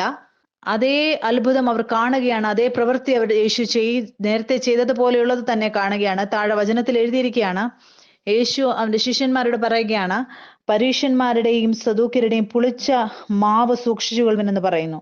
അപ്പൊ ശിഷ്യന്മാർ വിചാരിക്കുകയാണ്, അപ്പം കൊണ്ടുവരായിക്കാലായിരിക്കും അവൻ നമ്മളോട് ഇങ്ങനെ പറയുന്നത് എന്ന് ചിന്തിക്കുകയാണ്. അപ്പോൾ യേശു ദേഷ്യപ്പെട്ടവരോട് പറയുകയാണ്, അല്പവിശ്വാസികളെ, നിങ്ങൾ പരസ്പരം എന്തിനിങ്ങനെ ചിന്തിച്ച് പറയുന്നു, നമ്മുടെ കയ്യിൽ അപ്പം ഇല്ല എന്ന്? അതിന്റെ അർത്ഥം ഇപ്പോഴും ആ കുറവിന്റെ ഹൃദയം എന്തിനാണ് നിങ്ങളുടെ കയ്യിലുള്ളത്? അത് അവരെ ഓർമ്മപ്പെടുത്തുകയാണ്. കഴിഞ്ഞ പ്രാവശ്യം എത്രയധികം ആളുകൾ അവിടെ ഭക്ഷണം കഴിച്ചു, എത്ര വട്ടി നിറച്ചെടുത്തു. ഇപ്രാവശ്യവും എത്രയധികം ആളുകൾ കഴിച്ചു. നിങ്ങൾ എത്ര കൊട്ടകൾ നിങ്ങൾക്ക് ബാക്കി വന്നു? പിന്നെയും നിങ്ങൾ എന്തിനാണ് നിങ്ങളുടെ ഹൃദയത്തിൽ വീണ്ടും ആ കുറവിനെ കുറിച്ച് ചിന്തിക്കുന്നത്? നിങ്ങൾ സ്വയം ഒരു അനുഗ്രഹമാണ്. അതൊരു സ്ഥലത്തല്ല, അത് നിങ്ങളിലാണ്. നിങ്ങൾ ഏതെങ്കിലും കമ്പനിയിലായിരിക്കും. ഋഷി ഉദാഹരണം പറഞ്ഞതുപോലെ ഋഷി യൂണിവേഴ്സിറ്റിയിൽ ജോലി ചെയ്തുകൊണ്ടിരുന്നപ്പോൾ ആ യൂണിവേഴ്സിറ്റി അത് 40 നമ്പറിലുള്ളതായിരുന്നു. പക്ഷെ ഒരു പുത്രൻ അവിടെ പോകുമ്പോൾ പെട്ടെന്ന് അതിന്റെ സ്ഥാനം ടോപ്പ് 10ലേക്ക് വരികയാണ്. അതെന്തുകൊണ്ടെന്നാൽ ഒരു പുത്രൻ അവിടെയുണ്ട്. അപ്പോൾ എല്ലാ സൃഷ്ടികളും ആ പുത്രന്റെ ശബ്ദത്തെ കേൾക്കുകയാണ്. എപ്പോഴും ഒരു പുത്രന്റെ കയ്യിലുള്ള സാധനം നിങ്ങൾക്ക് കാണാൻ സാധിക്കും. നിങ്ങളും പിതാവായ ദൈവത്തിന് അത് കൊടുക്കുമ്പോൾ, നന്ദി പറഞ്ഞുകൊണ്ട് അത് ദൈവത്തിന് സമർപ്പിക്കുമ്പോൾ നിങ്ങൾക്ക് കാണാൻ സാധിക്കും നിങ്ങളുടെ ജീവിതത്തിൽ അത് വളർച്ചയിലേക്ക് വരുന്നത് എല്ലാ മേഖലയിലും നിങ്ങൾക്ക് കാണാൻ സാധിക്കും. അപ്പോൾ നിങ്ങളും സ്വയം ഒരു അനുഗ്രഹമായി തീരുവാനിടയായിത്തീരും. അനുഗ്രഹം എന്ന് പറയുന്നത് നമുക്ക് നമ്മുടെ സ്വർഗീയ പിതാവിൽ നിന്ന്, സ്വർഗീയ രാജ്യത്തിൽ നിന്നാണ് അത് നമുക്ക് ലഭിക്കുന്നത്. നമ്മുടെ ശരീരത്തിന്റെ ഹൃദയം ചിലപ്പോൾ ഈ കാര്യം മനസ്സിലാക്കുകയില്ല. പക്ഷെ എത്രയധികം ധനമുണ്ടോ നിങ്ങൾക്ക് വേണ്ടിയുള്ളതാണത്. പിതാവിനുള്ളതെല്ലാം അത് നിങ്ങൾക്ക് വേണ്ടി വെച്ചിരിക്കുന്നതാണ്. അതുകൊണ്ട് നിങ്ങൾ ആ സ്ഥാനത്ത്, നിങ്ങളുടെ സ്ഥാനത്ത് ഒന്നിന്റെയും കുറവുണ്ടാകുകയില്ല. എനിക്ക് എന്തിനെങ്കിലും വേണ്ടി കഷ്ടപ്പെടേണ്ട ആവശ്യം വരികയില്ല. എന്തുകൊണ്ടെന്നാൽ എനിക്കും നിങ്ങൾക്കും അത് അവന്റെ പ്രിയ പുത്രരെന്നാണ് വിളിക്കുന്നത്. ഈ ശരീരത്തിന്റെ മനസ്സ് ചിലപ്പോൾ അത് മനസ്സിലാക്കിയില്ല. ഞാൻ എൻ്റെ ഒരു സ്വപ്നത്തെ കുറിച്ച് പറഞ്ഞിരുന്നു. എനിക്ക് യേശു എന്റെ സ്വപ്നത്തിൽ വന്നു. ഞാൻ അദ്ദേഹത്തിന്റെ ഇന്റർവ്യൂ എടുക്കുകയായിരുന്നു. അവിടെ ഞാൻ കാണുകയാണ്, അവൻ അനേകം പുത്രന്മാരെ ദത്തെടുക്കുകയാണ്. ഞാൻ അവനോട് ചോദിക്കുകയാണ്, നിങ്ങൾ എന്തിനാണ് ഇത്രയധികം ആളുകളെ ദത്തെടുക്കുന്നതെന്ന്? നിങ്ങൾക്ക് ഇതുകൊണ്ട് എന്ത് ലഭിക്കുമെന്ന് ചോദിക്കുകയാണ്. അപ്പോൾ അവൻ എന്നോട് പറയുകയാണ്, പ്രിയ, നിനക്കറിയാമോ, എനിക്ക് അനേകം പുത്രന്മാരുണ്ട്. പക്ഷേ അവർക്കെല്ലാവർക്കും ഒരേ ഒരു പിതാവേ ഉള്ളൂ. ഞാൻ അവരുടെ പിതാവ് ആകുക എന്നുള്ളത് എന്നെ സംബന്ധിച്ച് ഏറ്റവും സന്തോഷകരവും അഭിമാനകരവുമായ കാര്യമാണ്. അതുകൊണ്ട് ഞാൻ നിങ്ങളെ ഉത്സാഹിപ്പിക്കുകയാണ്, നിങ്ങൾ എന്നോട് ചോദിക്കരുത്, നിങ്ങൾ നിങ്ങളുടെ പിതാവിനോട് പോയി ചോദിക്കുക. അപ്പോൾ നിങ്ങൾക്ക് കാണാൻ സാധിക്കും, നിങ്ങളുടെ ജീവിതത്തിൽ അധികം സാക്ഷ്യം ഉണ്ടാകുന്നത് കാണാൻ സാധിക്കും. നിങ്ങൾ നിങ്ങളുടെ ജീവിതത്തിൽ ആ സ്ഥാനം പിതാവിന് മാത്രം കൊടുക്കുമ്പോൾ, നിങ്ങൾ നിങ്ങളുടെ പിതാവിന്റെ അടുത്ത് പോകുമ്പോൾ അവൻ നിങ്ങൾക്ക് നിറച്ചാണ് എല്ലാം തരുന്നത്. പിതാവിൻ്റെതെല്ലാം നിങ്ങൾക്ക് തരുവാനിടയായിത്തീരും. അതുകൊണ്ട് നമുക്ക് മുന്നോട്ട് വചനത്തിൽ നോക്കാം. മത്തായി എഴുതിയ സുവിശേഷം 21 അധ്യായം, ഫലമില്ലാത്ത അത്തിവൃക്ഷത്തെക്കുറിച്ച്. യേശു ആ വൃക്ഷത്തിന്റെ അടുത്ത് വരുമ്പോൾ അവന് വിശപ്പുണ്ടായിരുന്നു, അവന് ഒരു ഫലം വേണമായിരുന്നു. ഞാനും നിങ്ങളും പുത്രന്മാരാണ്. നിങ്ങൾ ഏതെങ്കിലും അത്തിവൃക്ഷത്തിന്റെ അടുത്ത് പോകുമ്പോൾ, നിങ്ങൾക്ക് വിശക്കുമ്പോൾ, ഫലം വേണമെന്ന് തോന്നുമ്പോൾ, നിങ്ങൾക്ക് അത് ലഭിക്കാതെ വരുമ്പോൾ, യേശു അവിടെ അത്തിവൃക്ഷത്തെ ശപിക്കുകയാണ്. എന്തുകൊണ്ടെന്നാൽ യേശു കുറവിനെ അംഗീകരിക്കുന്നില്ല. സൃഷ്ടിയുടെ കാര്യം ഇതാണ്, അവൻ പുത്രന്റെ ശബ്ദം കേൾക്കുക എന്നുള്ളതാണ്. അവന് വെള്ളത്തിന്റെ മുകളിൽ നടക്കാമായിരുന്നു. ആ അത്തിവൃക്ഷത്തിന് ഫലം പുറപ്പെടുവിക്കേണ്ടത് ആവശ്യമായിരുന്നു. പക്ഷേ അത് ഫലം പുറപ്പെടുവിച്ചില്ല. യേശു ആ കുറവിനെ സ്വീകരിച്ചില്ല. ഒരു വൃക്ഷം അതൊരു ഫലമില്ലാത്തത്. യേശു ആ സ്ഥലത്ത് ആ വൃക്ഷത്തെ ശപിക്കുകയാണ്. എന്തുകൊണ്ടെന്നാൽ അവൻ കുറവിനെ അംഗീകരിക്കുന്നില്ല, അവൻ ഇഷ്ടപ്പെടുന്നില്ല. അത് സ്വർഗരാജ്യത്തിന്റെ അംശമല്ല. അത് കുറവ് എന്ന് പറയുന്നത്. പെട്ടെന്ന് ആ അത്തിവൃക്ഷം ഉണങ്ങിപ്പോവുകയാണ്. ചിലപ്പോൾ സാത്താൻ നിങ്ങളുടെ ജീവിതത്തിൽ വീണ്ടും വീണ്ടും ഒരേ ഒരു കാര്യമായിരിക്കും കാണിക്കുന്നത്, നിങ്ങൾ ഇതുവരെ പ്രാപിക്കാത്ത ഒരു കാര്യത്തെക്കുറിച്ച്. നിങ്ങൾക്ക് ദൈവം തന്നിട്ടുള്ള അനേക അനുഗ്രഹങ്ങളെ ചിലപ്പോൾ സാത്താൻ വീണ്ടും വീണ്ടും നിങ്ങൾക്ക് ഇതുവരെ ലഭിക്കാത്ത ഒരു കാര്യത്തെ ആയിരിക്കും സാത്താൻ നിങ്ങളെ കാണിക്കുന്നത്. ആ അനേക അനുഗ്രഹങ്ങൾ ദൈവം നിങ്ങൾക്ക് തന്നിട്ടുള്ളത് അത് കാണാതിരിക്കാൻ നിങ്ങളുടെ കണ്ണിനെ മൂടി വെച്ചിരിക്കുകയായിരിക്കാം. യേശു ഒരു വിവാഹത്തിന് പോവുകയാണ്. അവിടെ കാണുവാൻ ഇടയാവുകയാണ്, ആളുകളുടെ കയ്യിൽ അവിടെ വീഞ്ഞ് കുറഞ്ഞിരിക്കുന്നു. ഒരു കുറവ് അവന്റെ ചെവിയിലേക്ക് എത്തുകയാണ്. ആരോ വന്ന് അവനോട് പറയുകയാണ്, അവിടെ വീഞ്ഞ് കുറഞ്ഞിരിക്കുന്നു എന്ന്. മുന്നോട്ട് നമുക്കറിയാം, യേശു അവിടെ അവർക്ക് കൽപ്പന കൊടുക്കുകയാണ്. അവിടെ ആ ഭരണികൾ നിറയ്ക്കാൻ വേണ്ടി, വെള്ളത്താൽ നിറയ്ക്കാൻ വേണ്ടി പറയുകയാണ്. അവിടെ ആ വെള്ളം വീഞ്ഞായി മാറുകയാണ്. ഇത്രയധികം നല്ല വീഞ്ഞ്. ആളുകളും പറയുകയാണ്, ഏറ്റവും മേൽത്തരമായ വീഞ്ഞ് അവസാനത്തേക്ക് നിങ്ങൾ സൂക്ഷിച്ചു വെച്ചു എന്ന് ആളുകൾ പറയുകയാണ്. അത് യേശുവിന്റെ കാര്യം മാത്രമല്ല, എനിക്കും നിങ്ങൾക്കും വേണ്ടി അത് സത്യമാണ്. അതുകൊണ്ട് ഞാൻ നിങ്ങളെ ഉത്സാഹിപ്പിക്കുകയാണ്, എപ്പോഴെങ്കിലും നിങ്ങളുടെ ചെവിയിലേക്ക് എന്തെങ്കിലും കുറവ് വരുമ്പോൾ നിങ്ങൾ ആ കുറവിനെ സ്വീകരിക്കാതിരിക്കുക. നിങ്ങൾ നിങ്ങളുടെ ബാങ്ക് അക്കൗണ്ടിനെ നോക്കുമ്പോൾ നിങ്ങൾ എന്തുകൊണ്ടാണ് പറയുന്നത്, എൻ്റെ കയ്യിൽ ഇത്രയേ ഉള്ളൂ, ശകലമേ ഉള്ളൂ എന്ന്? നിങ്ങളുടെ കയ്യിൽ 500 രൂപയേ ഉള്ളൂവെങ്കിലും അതിൽ നിങ്ങൾക്ക് സന്തോഷിക്കാൻ സാധിക്കും. എൻ്റെ കയ്യിൽ 5 റൊട്ടിയും 2 മീനും. ആ ചെറിയ അവസ്ഥയിൽ നിങ്ങൾ സന്തോഷിക്കാൻ തുടങ്ങുമ്പോൾ അപ്പോൾ അത്ഭുതകരമായ രീതിയിൽ നിങ്ങൾക്ക് കാണാൻ സാധിക്കും അതും വളർച്ചയിലേക്ക് വരുന്നത്. പക്ഷെ പിതാവ് ആദ്യം ആഗ്രഹിക്കുന്നു, നിങ്ങൾ ആ കുറവുള്ള ഹൃദയത്തിന്റെ ചിന്താഗതിയിൽ നിന്ന് വെളിയിൽ വരിക. ആ പുത്രന്റെ ഹൃദയത്തെ, ചിന്താഗതിയെ നിങ്ങൾ ധരിക്കുക. അതിനുശേഷം മുഴുവൻ രാജ്യവും, എല്ലാ സൃഷ്ടികളും നിങ്ങൾ പറയുന്നത് അനുസരിക്കുവാൻ തുടങ്ങും. ഒരു സ്ത്രീ ഉണ്ടായിരുന്നു. അവർ ഞങ്ങളെ ഡിന്നറിന് വേണ്ടി ക്ഷണിച്ചു. നിങ്ങൾ ആർക്കെങ്കിലും വാക്ക് കൊടുക്കുകയാണ്, വരാമെന്ന് വാക്ക് കൊടുത്താൽ നിങ്ങൾ അതിൽ ഉറപ്പുള്ളവരായിരിക്കുക, അതിൽ നിലനിൽക്കുക. എനിക്ക് മനസ്സിലാക്കാൻ സാധിക്കും, ചിലപ്പോൾ സാഹചര്യങ്ങൾ മാറാൻ സാധ്യതയുണ്ട്. പക്ഷെ ഞാൻ ഉത്സാഹിപ്പിക്കുകയാണ്, നിങ്ങളുടെ വാക്കുകൾ എപ്പോഴും ഉവ്വ് എന്നും ഇല്ല ഇല്ല എന്നും മാത്രമായിരിക്കട്ടെ. എന്തുകൊണ്ടെന്നാൽ നിങ്ങൾ ഇപ്പോൾ ഒരു പുത്രനായതുകൊണ്ട്. അതുകൊണ്ട് ഞാൻ പറയുകയാണ്, ഞാൻ പോകാമെന്ന് പറഞ്ഞാൽ ഞാൻ പോവുക തന്നെ ചെയ്യും. ഈ കാര്യം ഞാൻ ഗൗരവകരമായിട്ടാണ് പറയാൻ ആഗ്രഹിക്കുന്നത്. എങ്ങനെയാണ് ഈ 2 വ്യക്തികൾ, അവർക്ക് 2 പേർക്കും തിരിച്ചറിവിൽ നിലനിൽക്കേണ്ടത് ആവശ്യമായിരുന്നത്? എന്തുകൊണ്ടെന്നാൽ മുന്നോട്ടുള്ള കാര്യങ്ങൾ ഉണ്ടായതിനനുസരിച്ച്. ഒരു ഉദാഹരണമായിട്ടാണ് ഞാനിത് നിങ്ങളോട് പറയാൻ ആഗ്രഹിക്കുന്നത്.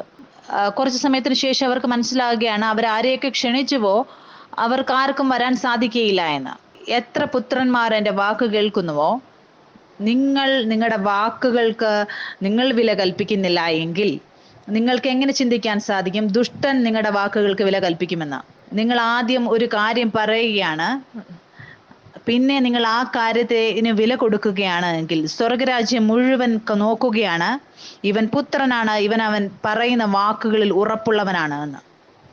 നിങ്ങൾക്കറിയാമോ, നമ്മുടെ ദേശത്തിന്റെ രാഷ്ട്രപതി അല്ലെങ്കിൽ പ്രധാനമന്ത്രി അവരെന്തെങ്കിലും കാര്യം പറയുമ്പോൾ ആദ്യം അത് വിശ്വസിക്കേണ്ടത് ആവശ്യമാണ്. മറ്റുള്ളവർ അവർ പറയുന്നത് അനുസരിപ്പിക്കേണ്ടതിന്. എത്രയധികം ജനങ്ങളുണ്ടോ അവരെല്ലാവരും അവർ പറയുന്നത് അനുസരിക്കും. എന്തുകൊണ്ടെന്നാൽ അവർ കാണുകയാണ് ഈ രാജാവ് അവരുടെ ആ സ്വന്തം വാക്കുകൾക്ക് വിലയുള്ള വ്യക്തിയാണ് എന്ന്. വചനത്തിൽ എഴുതിയിരിക്കുകയാണ്, എല്ലാ കാര്യങ്ങളും യേശുക്രിസ്തു ചെയ്തത് അത് വചനം പൂർത്തീകരിക്കപ്പെടുകയായിരുന്നു അവിടെ. എല്ലാ കാര്യങ്ങളും, എല്ലാ അത്ഭുതങ്ങളും അടയാളങ്ങളും യേശുക്രിസ്തു ചെയ്തത് അവിടെ എഴുതിയിരിക്കുകയാണ്. വചനം അവിടെ പൂർത്തീകരിച്ചു എന്ന്. അതൊരു ഒരു പ്രവചനമായിട്ട് എഴുതിയിരുന്നതായിരുന്നു. ആ വചനങ്ങളെല്ലാം അവിടെ പൂർത്തീകരിക്കപ്പെടുകയായിരുന്നു. അത് പൂർത്തീകരിക്കേണ്ടത് ആവശ്യമായിരുന്നു. ഞാനും നിങ്ങളും പുത്രന്മാരാണ്. നമുക്കിത് അറിയേണ്ടത് വളരെ ആവശ്യമാണ്. നമ്മുടെ ചെറിയ ചെറിയ സ്ഥലങ്ങളിൽ പോലും നമ്മുടെ പുത്രനാണെന്നുള്ള തിരിച്ചറിവ് നമ്മൾ ഉപയോഗിക്കേണ്ടത് ആവശ്യമാണ്. അപ്പോൾ നിങ്ങൾക്ക് വലിയ കാര്യങ്ങൾക്ക് വേണ്ടി ബുദ്ധിമുട്ടേണ്ട ആവശ്യം വരത്തില്ല. എന്തുകൊണ്ടെന്നാൽ വലിയ കാര്യങ്ങൾ അറിയുന്നു. ചെറിയ ചെറിയ കാര്യങ്ങളിൽ പോലും ഈ പുത്രൻ അവന്റെ സ്ഥാനത്തെ നഷ്ടപ്പെടുത്തുന്നില്ല എന്ന്. ഞാൻ എൻ്റെ വാക്കുകൾക്ക് വില കൽപ്പിക്കുന്നു. നിങ്ങൾ ആർക്കെങ്കിലും സമയത്ത് ചെല്ലാമെന്ന് വാക്ക് കൊടുത്താൽ നിങ്ങൾ സമയത്ത് തന്നെ ചെല്ലുക. നിങ്ങൾ 7 മണി എന്ന് പറഞ്ഞാൽ നിങ്ങൾ ആ സ്ഥലത്ത് 7 മണി തന്നെ ചെല്ലുക. അപ്പോൾ നിങ്ങൾക്ക് കാണാൻ സാധിക്കും എല്ലാ കാര്യങ്ങളും നിങ്ങളുടെ വാക്കിനനുസരിച്ച് ചെയ്യുമ്പോൾ എല്ലാം നിങ്ങളെ അനുസരിക്കുന്നത് നിങ്ങൾക്ക് കാണാൻ സാധിക്കും. ചെറിയ ചെറിയ കാര്യങ്ങളിൽ പോലും അതിലൂടെ നിങ്ങൾ ആ അധികാരത്തെ എടുക്കുന്നത് നിങ്ങൾക്ക് കാണാൻ സാധിക്കും. ഇതിനു മുമ്പ് ദാവീദ് ഗോലിയാത്തിനെ തോൽപ്പിക്കുന്നതിന് മുമ്പ് അവൻ ഒരു കരടിയെ കൊന്നു, അവൻ സിംഹത്തെ കൊന്നു. ചെറിയ ചെറിയ കാര്യങ്ങളിൽ അവൻ ദൈവത്തെ അവനോട് കൂടെ കണ്ടു. ആ ഗോലിയാത്തിന് അവന്റെ മുമ്പിൽ നിലനിൽക്കാൻ സാധിച്ചില്ല. ഈ യുണൈറ്റഡ് കിങ്ഡം അവരെങ്ങനെയാണ് എല്ലാ ദേശത്തിന്റെയും മുകളിൽ അവര് ഭരിക്കുവാൻ തുടങ്ങിയത്? അവർ ചെറിയ ചെറിയ രാജ്യങ്ങൾ, ചെറിയ ചെറിയ സ്ഥലങ്ങളിൽ നിന്ന് അവർ ആ അധികാരം ഏറ്റെടുത്ത് മുഴുവൻ ദേശത്തും അവർ ഭരിക്കുവാൻ തുടങ്ങി. ഈ സ്ത്രീയുടെ കണ്ണിലൂടെ നിങ്ങൾ നോക്കുക. അവരുടെ വീട്ടിൽ അവർ ക്ഷണിച്ച ആളുകൾ വരാതിരുന്നപ്പോൾ അവർ ഒരു പുത്രന്റെ രൂപത്തിൽ അവരെന്താണ് ചെയ്തത്? ഇപ്പോൾ ഈ സ്ത്രീയുടെ കണ്ണിലൂടെ നോക്കുക. അവരുടെ വീട്ടിൽ അവർ ക്ഷണിച്ച ആളുകൾ വരാതിരുന്നപ്പോൾ അവരുടെ എങ്ങനെയുള്ള ഒരു പുത്രന്റെ രൂപത്തിൽ അവരുടെ പ്രവൃത്തി എന്തായിരുന്നു? അവർ വരാതിരുന്നവരെയാണോ അവർ നോക്കിയിരിക്കുകയായിരുന്നു? അല്ലെങ്കിൽ അവരുടെ വീട്ടിൽ ഉണ്ടായിരുന്നവരെ അവർ ശുശ്രൂഷിച്ചോ? ഇത്രയും അധികം ആളുകൾ വന്നു, ഞാൻ വളരെ സന്തോഷിക്കുന്നു. ഇത്രയും പേര് എൻ്റെ വീട്ടിൽ വന്നല്ലോ. എത്രയധികം ഭക്ഷണം ബാക്കി വരുന്നു, അതിനെ ഞാൻ ആവശ്യമുള്ളവർക്ക് കൊടുക്കും. എന്തുകൊണ്ടെന്നാൽ പുത്രന്റെ ഭവനത്തിൽ ഒന്നിന്റെയും കുറവില്ല. യേശു അത്ഭുതങ്ങളും അടയാളങ്ങളും ചെയ്തപ്പോൾ ആളുകൾ യേശുവിനെ നോക്കി അവനെ പൊക്കി ഉയർത്തുവാൻ തുടങ്ങി. അപ്പോൾ വചനത്തിൽ എഴുതിയിരിക്കുന്നു, യേശു തന്നെത്താൻ ആ മനുഷ്യരുടെ ഇടയിൽ ഏൽപ്പിച്ചു കൊടുത്തില്ല. എന്തുകൊണ്ടെന്നാൽ അവൻ അറിഞ്ഞിരുന്നു അവരുടെ ഉള്ളിൽ എന്താണ് എന്ന്. അതിന്റെ അർത്ഥം ഇതാണ്: ഞാൻ എൻ്റെ സന്തോഷം അവരിൽ വന്നവരിൽ അല്ലെങ്കിൽ വരാഞ്ഞവരിൽ ആക്കുകയാണെങ്കിൽ ദുഷ്ടന് അതൊരു എളുപ്പമുള്ള കാര്യമാവും. അപ്പോൾ അവന് മനസ്സിലാവും പ്രിയയുടെ സന്തോഷം എന്ന് പറയുന്നത് അതെങ്ങനെ എടുക്കാൻ സാധിക്കുമെന്ന്. കുറച്ച് ആളുകളെ വിടാതിരിക്കുക, അപ്പോൾ കാണാൻ സാധിക്കും അവൾ തന്നെത്താൻ അവൾ ദുഃഖത്തിലാവുന്നത് കാണാൻ സാധിക്കുമെന്ന്. അതുകൊണ്ട് എൻ്റെ ആനന്ദം, എൻ്റെ സന്തോഷം ഞാൻ ആളുകളുടെ ഇടയിലല്ല തിരക്കുന്നത്. എൻ്റെ സന്തോഷം അത് പിതാവായ ദൈവത്തിൽ നിന്നാണ്. അതുകൊണ്ട് യേശുവും ശിഷ്യന്മാരോട് പറയുകയാണ്, ഒരു സമയം വരും നിങ്ങൾ എല്ലാവരും എന്നെ വിട്ടുകളയും. പക്ഷേ ആ കുറവുള്ള ഹൃദയം യേശുവിൽ ഇല്ലാത്തത് കൊണ്ട് അവൻ പറയുകയാണ്, പിന്നെയും ഞാൻ ഒറ്റപ്പെടുകയില്ല എന്ന്. എന്തുകൊണ്ടെന്നാൽ പിതാവ് എന്നോട് കൂടെയുണ്ട്. അതാണ് എനിക്കും നിങ്ങൾക്കും വേണ്ടിയുള്ള സത്യം. ഞാൻ ഈ കാര്യം ഇവരോട് കൂടെ ഷെയർ ചെയ്തുകൊണ്ടിരുന്നപ്പോൾ ഒരു പ്രാവശ്യം എൻ്റെ ജന്മ ദിവസത്തിൽ ഒരു പാർട്ടി ഉണ്ടായിരുന്നു. അപ്പോൾ ഞാനും എൻ്റെ മമ്മിയോട് കൂടെ ഒരു ക്ലബ്ബിൽ പോയി. അപ്പോൾ എൻ്റെ കൂട്ടുകാരുടെ മെസ്സേജ് എനിക്ക് വരികയാണ്, ഞങ്ങൾ ഇന്ന് കുറച്ച് തിരക്കിലാണ്, ഇന്ന് ഓഫീസിൽ ആവശ്യമുണ്ട്, അതുകൊണ്ട് ഞങ്ങൾക്ക് ജോലിക്ക് വേണ്ടി അവിടെ നിൽക്കേണ്ടതുണ്ട് എന്ന് പറയുകയാണ്. അപ്പോൾ ഞാൻ ചിന്തിക്കുകയാണ്, ചിലപ്പം ഇവർ എനിക്ക് സർപ്രൈസ് തരാൻ വേണ്ടി പറയുകയായിരിക്കും. ഞാനപ്പോൾ അവരോട് ശരി ഓക്കെ എന്ന് പറയുകയാണ്. പിന്നെ ഞാൻ ഡാൻസ് കളിക്കാൻ തുടങ്ങി. പിന്നെ ഞാൻ വെയിറ്റ് ചെയ്യുകയായിരുന്നു 12 മണിയാകുമ്പോൾ ഇവർ വരുമെന്ന്. പക്ഷെ 12 മണിയാവാൻ 1 മിനിറ്റ് ഉള്ളപ്പോൾ എനിക്ക് തന്നെ ചിന്ത വരികയാണ്, സത്യത്തിൽ ഇവർ വരികയില്ലേ എന്ന്. ആ 12 മണി കഴിഞ്ഞപ്പോൾ ആരും അവിടെ വന്നില്ല. ഞാനപ്പോൾ നൈറ്റ് ക്ലബിലായിരുന്നു. നിങ്ങൾക്കറിയാമോ ഞാൻ എന്താണ് ചെയ്തതെന്ന്? ഞാൻ ആ വ്യക്തിയുടെ അടുത്തേക്ക് പോയി അവിടെ മ്യൂസിക് നോക്കുന്ന ആളുടെ അടുത്ത് ചെന്നിട്ട് ആളോട് പറഞ്ഞു, നിങ്ങൾക്ക് അനൗൺസ് ചെയ്യാൻ സാധിക്കുമോ ഇന്ന് എൻ്റെ ബർത്ത്ഡേ ആണ് എന്ന്. അപ്പോൾ ആ വ്യക്തി അവിടെ അനൗൺസ് ചെയ്തു. അപ്പോൾ അവിടെ ആ നൈറ്റ് ക്ലബിലുണ്ടായിരുന്ന എല്ലാ ആളുകളും എനിക്ക് വേണ്ടി ഹാപ്പി ബർത്ത്ഡേ പാടാൻ തുടങ്ങി. എല്ലാവരും സന്തോഷത്താൽ ഡാൻസ് കളിക്കാൻ തുടങ്ങി. ചിലപ്പോൾ ഞാൻ ദുഃഖത്തിലായി, എൻ്റെ കൂട്ടുകാർ വന്നില്ല എന്നോർത്ത് സങ്കടത്തിലായിരുന്നുവെങ്കിൽ ഞാൻ ആ ആളുകളെ കണ്ട് സന്തോഷിക്കാൻ തുടങ്ങി. ഞാൻ അറിയാത്ത പോലും ആളുകൾ, അവർ എനിക്ക് വേണ്ടി, എൻ്റെ ബർത്ത്ഡേയിൽ അവർ എനിക്ക് വേണ്ടി പാട്ട് പാടുന്നു, സന്തോഷിക്കുന്നു. ഞാൻ ആ രാത്രിയിൽ വളരെ സന്തോഷിക്കുവാനിടയായി. ഞാൻ പോയി അപ്പോൾ ആൾക്കാർ എന്നോട് ചോദിച്ചു, നീ ദുഃഖത്തിലാണോ എന്ന്. ഞാൻ പറഞ്ഞു, അല്ല, വളരെ അത്ഭുതകരമായ ഒരു കാര്യം എനിക്ക് സംഭവിച്ചു. അപ്പോൾ അവിടെയുണ്ട് നൈറ്റ് ക്ലബിലുണ്ടായിരുന്ന എല്ലാ ആളുകളും എനിക്ക് വേണ്ടി പാട്ട് പാടി. ഞാൻ വളരെ സന്തോഷിച്ചു എന്ന് പറയാനിടയായി. ഞാൻ പറയുന്നതിൻ്റെ അർത്ഥം ഇതാണ്: നിങ്ങളുടെ കുറവുകൾ നോക്കാൻ നിങ്ങൾക്ക് സാധിക്കും, അല്ലെങ്കിൽ നിങ്ങൾ നിറവിനെ നിങ്ങളുടെ ജീവിതത്തിൽ കാണുവാൻ നിങ്ങൾക്ക് സാധിക്കും. നിങ്ങളുടെ സന്തോഷം അതൊരു മനുഷ്യനിൽ വെക്കുകയാണെങ്കിൽ നിങ്ങൾ ഈ കാര്യം മനസ്സിലാക്കുക. നിങ്ങളുടെ സന്തോഷത്തിന്റെ ഉറവിടം എന്ന് പറയുന്നത് സ്വയം സ്വർഗരാജ്യം, പിതാവായ ദൈവമാണ്. അവനാണ് നിങ്ങൾക്ക് ഈ എല്ലാ സന്തോഷത്തിന്റെ അനുഭവങ്ങളും നിങ്ങൾക്ക് തരുന്നത്. ഇതെല്ലാം നമ്മൾ കാണുന്ന കണ്ണിലൂടെയുള്ളതാണ്. ഞാൻ ആ 4 പേര് എൻ്റെ ബർത്ത്ഡേക്ക് വന്നവരെ ഞാൻ നോക്കിയില്ല, വരാഞ്ഞവരെ ഞാൻ നോക്കിയില്ല. എൻ്റെ അടുത്തിൽ 100 പേരുണ്ടായിരുന്നു എനിക്ക് വേണ്ടി പാടുന്നവർ. മുന്നോട്ട് നമുക്ക് നോക്കാം. മത്തായി 8-ാം അധ്യായം, കുഷ്ഠരോഗിയെ സൗഖ്യമാകുന്നത് നമുക്ക് കാണാൻ സാധിക്കും. ഇവിടെ ഒരു കുറവാണ്, ഇതൊരു കുറവുള്ള ഹൃദയത്തെയാണ് ഇവിടെ കാണിക്കുന്നത്. ഇവിടെ നമുക്ക് കാണാൻ സാധിക്കും, യേശു പറയണം, ഞാൻ ആഗ്രഹിക്കുന്നു നീ സൗഖ്യമാകുക. ഈ രോഗം എന്ന് പറയുന്നത് അതെന്താണ്? അതൊരു കുറവാണ്, ആരോഗ്യത്തിന്റെ കുറവ്.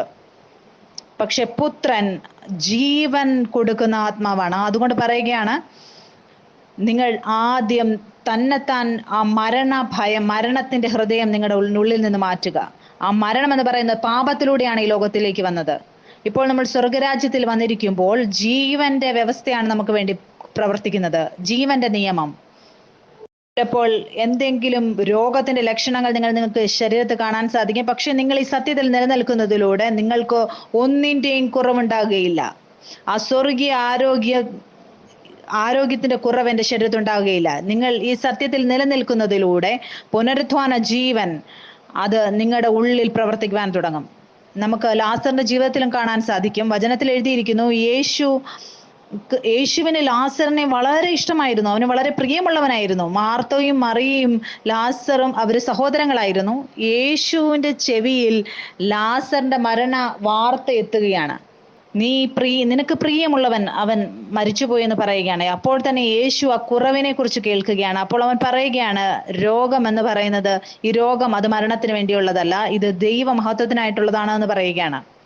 അവിടെ ഉള്ളത് അത് ആദ്യം തന്നെ അതിനെക്കുറിച്ച് പ്രഖ്യാപിക്കുകയാണ്, പിന്നെ അത് സ്വന്തം കണ്ണുകൊണ്ട് കാണുകയാണ്. നമ്മൾക്ക് കാണാൻ സാധിക്കും, ആ സ്ഥാനത്ത് വീണ്ടും 2 ദിവസം താമസിക്കുകയാണ്. എന്തുകൊണ്ടെന്നാൽ അവൻ ആഗ്രഹിക്കുകയാണ് അവൻ മരിക്കട്ടെ. എന്തുകൊണ്ട്? അവൻ ലാസറിന് മരണത്തിൽ നിന്നും ജീവൻ നൽകാൻ യോഗ്യനായതുകൊണ്ട്.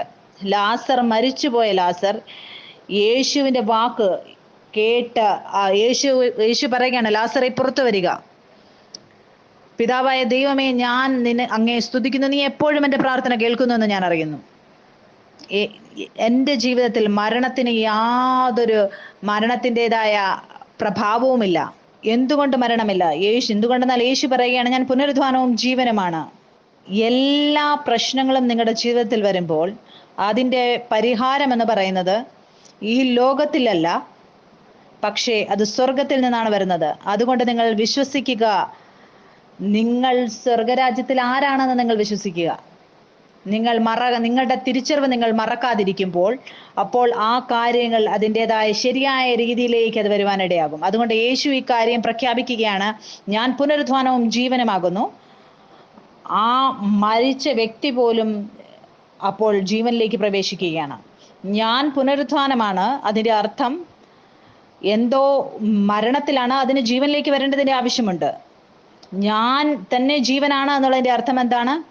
എന്തുകൊണ്ടെന്നാൽ ആ ജീവനിൽ ഒരു മരണത്തിന്റെ അംശം പോലും വരാൻ സാധിക്കുകയില്ല. രണ്ടും ഒരുമിച്ചൊരിക്കലും ആയിരിക്കില്ല. മരണവും ജീവൻ അത് രണ്ടും ഒരിക്കലും ഒരുമിച്ചായിരിക്കില്ല. വചനം പറയുകയാണ്, ഞാൻ ജീവനാണ്. അതുകൊണ്ട് എൻ്റെ ജീവിതത്തിലും ജീവനിലും എല്ലാ കാര്യങ്ങളും ജീവൻ നിറഞ്ഞതായിരിക്കും, അത് മരിക്കുകയില്ല. മുന്നോട്ട് നമുക്ക് വായിക്കാം. റോമർ 6-ാം അധ്യായം. ഇതേക്കുറിച്ച് സത്യങ്ങളാണ് നമ്മളെക്കുറിച്ചുള്ള 8-ാം വാക്യം. നാം ക്രിസ്തുവിനോട് കൂടെ മരിച്ചുവെങ്കിൽ അവനോടുകൂടെ ജീവിക്കും എന്ന് വിശ്വസിക്കുന്നു. ക്രിസ്തു മരിച്ചിട്ട് ഉയർത്തെഴുന്നേറ്റിരിക്കയാൽ ഇനി മരിക്കയില്ല. മരണത്തിന് അവന്റെ മേൽ ഇനി കർത്തൃത്വമില്ല എന്ന് നാം അറിയുന്നുവല്ലോ. എന്നിലും നിങ്ങളിലും ഇനി മരണത്തിന് അധികാരമില്ല. ഞാൻ നിങ്ങളോട് മുൻപേ പറഞ്ഞതുപോലെ ക്രൂശ് എന്ന് പറയുന്നത് അതൊരു ചിഹ്നമായിട്ടാണ് കാണിച്ചിരിക്കുന്നത്. യേശു ക്രൂശിൽ മരിച്ചപ്പോൾ ഞാൻ അവനോടുകൂടെ മരിച്ചു. യേശു ഉയർത്തെഴുന്നേറ്റപ്പോൾ ഞാനും നിങ്ങളും അവനോടുകൂടെ ഉയർത്തെഴുന്നേറ്റു. യേശു എന്തിനു വേണ്ടിയാണ് മരിച്ചത്? എന്തിനു വേണ്ടിയാണ് അവൻ മരണം ആസ്വദിച്ചത്? യേശു പുനരുത്ഥാനത്തിലേക്ക് വരാൻ വേണ്ടിയല്ല അവൻ മരിച്ചത്. യേശു ക്രൂശിൽ പോകുന്നതിന് മുൻപേ അവൻ പുനരുത്ഥാനവും ജീവനുമായിരുന്നു. ഞാനും നിങ്ങളും ആ മരണത്തിന്റെ അടിമകളായിരുന്നു. എന്നെയും നിങ്ങളെയും വിടുവിക്കാൻ വേണ്ടിയാണ് യേശു വന്നത്. അവൻ മുൻപേ അവൻ സ്വതന്ത്രനായിരുന്നു. അവൻ ആദ്യം മുതലേ പുത്രനായിരുന്നു. അവൻ ആദ്യം മുതലേ പുനരുത്ഥാനവും ജീവനുമായിരുന്നു. നമ്മളായിരുന്നു ആദമിലൂടെ പാപത്തിലൂടെ നമ്മൾ എല്ലാ ആളുകളും അന്ധകാരത്തിന്റെ രാജ്യത്തിലായിരുന്നു, അതിന്റെ അടിമകളായിരുന്നു. ക്രൂശിൽ ഞാൻ ആകേണ്ടിടത്ത് ആണ് യേശു എനിക്ക് വേണ്ടിയാണ് എല്ലാം സഹിച്ചത്. എന്തുകൊണ്ടെന്നാൽ അവൻ നമ്മെ വിടുവിക്കാൻ വേണ്ടി നമ്മൾ പാപത്തിന്റെയും മരണത്തിന്റെയും അടിമകളായിരുന്നു. അതിന്റെ അർത്ഥം ഇതാണ്: മരണം എന്ന് പറയുന്നത് ഇപ്പോൾ എന്റെയും നിങ്ങളുടെയും കാലിന്റെ അടിയിലാണ്. മരണത്തിന് ഇപ്പോൾ എന്നിൽ ഒരു അധികാരവുമില്ല. നിങ്ങൾ ഈ വചനം എടുക്കുക, ഈ ഒരാഴ്ച മുഴുവൻ ഇതിൽ നിങ്ങൾ ധ്യാനിക്കുക. മരണത്തിന് എൻ്റെ മേൽ യാതൊരു അധികാരവുമില്ല. അപ്പോൾ നിങ്ങളുടെ ജീവിതത്തിന്റെ എല്ലാ മേഖലകളിലും മരണത്തിന് ഒരു അധികാരവുമില്ല. അതിന്റെ അർത്ഥം ഇതാണ്: നമ്മുടെ ജീവിതത്തിന്റെ എല്ലാ മേഖലകളിലും ഞാൻ ജീവൻ നോക്കാൻ തുടങ്ങുകയാണ്. ആ ജീവൻ ഓരോ ദിവസവും അത് വർദ്ധിച്ചുകൊണ്ടിരിക്കും. മുന്നോട്ട് നമുക്ക് നോക്കാം. എഫേസ്യർ 1 അധ്യായം അതിന്റെ 17 വാക്യം. ഇവിടെ നമുക്ക് കാണാൻ സാധിക്കും, പൗലോസ് പ്രാർത്ഥിക്കുകയാണ് നമ്മുടെ ബുദ്ധിയുടെ കണ്ണ് തുറക്കാൻ വേണ്ടിയിട്ട്. അങ്ങനെ അവൻ ക്രിസ്തുവിലും വ്യാപരിച്ച് അവനെ മരിച്ചവരുടെ ഇടയിൽ നിന്ന് ഉയർപ്പിക്കുകയും സ്വർഗത്തിൽ തന്റെ വലത്ത് ഭാഗത്ത് എല്ലാ വാഴ്ചയ്ക്കും അധികാരത്തിനും ശക്തിക്കും കർത്തൃത്വത്തിനും ഈ ലോകത്തിൽ മാത്രമല്ല വരുവാനുള്ളതിലും വിളിക്കപ്പെടുന്ന സകല നാമത്തിനും അത്യന്തം മീതെ ഇരുത്തുകയും സർവവും അവന്റെ കാൽ കീഴാക്കി വെച്ച് അവനെ സർവത്തിനും മീതെ തലയാക്കി എല്ലാറ്റിലും എല്ലാം നിറയ്ക്കുന്നവന്റെ നിറവായിരിക്കുന്ന അവന്റെ ശരീരമായ സഭയ്ക്ക് കൊടുക്കുകയും ചെയ്തിരിക്കുന്നു. ഞാൻ ഇപ്പോൾ എല്ലാ സർവത്തിനും മീതെ തലയാകുന്നു. എന്തുകൊണ്ടെന്നാൽ ഞാൻ യേശുവിനോട് കൂടെ എൻ്റെ തിരിച്ചറിവ് ഞാനും അവനും ഒന്നായി ഞാൻ കാണുന്നു. എല്ലാ കാര്യങ്ങളും എൻ്റെ കാലിൻ്റെ കീഴെയാണ്. എല്ലാ ചിന്തകളും, ഞാൻ ചിന്തിച്ച് വരുന്ന എല്ലാ പ്രശ്നങ്ങളും എൻ്റെ കാലിൻ്റെ കീഴെയാണ്. എല്ലാ പ്രശ്നങ്ങളും നിങ്ങളുടെ അടുത്തേക്ക് വരുന്നത് അത് മരണത്തിൽ നിന്നും അല്ലെങ്കിൽ അത് കുറവുമായി ബന്ധപ്പെട്ടിരിക്കുന്നതാണ്. നിങ്ങൾ പിന്നെ ആ പ്രശ്നത്തിന്റെ പുറകെ ഓടുന്നു, പിന്നെ അതിനെക്കുറിച്ച് ചിന്തിക്കാൻ തുടങ്ങുന്നു. അപ്പോൾ യേശു പറയുകയാണ്, നിങ്ങൾ ഇതിനെക്കുറിച്ച് ചിന്തിക്കാതിരിക്കുക, നിങ്ങൾ വിശ്രമിക്കുക മാത്രം ചെയ്യുക. നിങ്ങൾ ആരാണെന്നുള്ള അറിവിൽ, നിങ്ങൾ എവിടെ നിന്നാണ് വന്നത് എന്നുള്ള അറിവിൽ നിങ്ങൾ വിശ്രമിക്കുക. അപ്പോൾ ആ പ്രശ്നങ്ങൾ നിങ്ങളുടെ മുമ്പിൽ സമർപ്പിക്കപ്പെടുന്നത് നിങ്ങൾക്ക് കാണാൻ സാധിക്കും. മുന്നോട്ട് നമുക്ക് വായിക്കാം. 2 തിമോത്തിയോസ് 1:8. അതുകൊണ്ട് നമ്മുടെ കർത്താവിന്റെ സാക്ഷ്യത്തെയും അവന്റെ ബദ്ധനായ എന്നെയും കുറിച്ച് ലജ്ജിക്കാതെ സുവിശേഷത്തിനായി ദൈവശക്തിക്ക് ഒത്തവണ്ണം നീയും എന്നോടുകൂടെ കഷ്ടം സഹിക്കുക.